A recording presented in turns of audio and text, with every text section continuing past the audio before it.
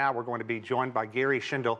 He is the president of the National Speleological Society. Did I get that right?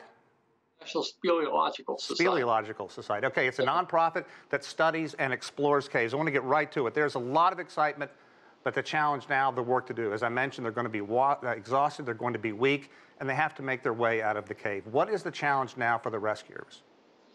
Well, that's a good question. What we know is what we're seeing on mass media. I'm sure that most of the efforts for the cave rescue have basically been focused on trying to find the kids. So the big issue is it's now gone from being a search issue to now managing the rescue operation. So we know they were able to reach them. So that's the good news. So presumably they're going to be able to get potable water. They're going to be able to get food into the 13 folks. How important is it to get physicians, to get nurses, to get EMTs, to get people there? Because as I mentioned, they're going to be so weak. The young ones probably can't move their limbs, let alone try to swim or float out. Well, interesting. I've just seen some feed that came back from the divers, and it looked like the kids were actually in pretty good shape.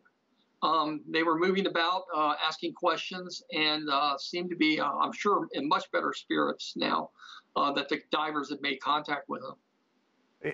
To me, this is just amazing. How one has to wonder what they did for food and water. Of course, we've all read that people can go without food for as long as 30 days, but water, they had to be drinking that water that people describe almost like coffee colored. Right. Well, given the choice between not having water and having water that might be contaminated, well, you're probably better off drinking the water that may have some contamination and dealing with the health effects versus, 3-4 days without water and you're pretty much done.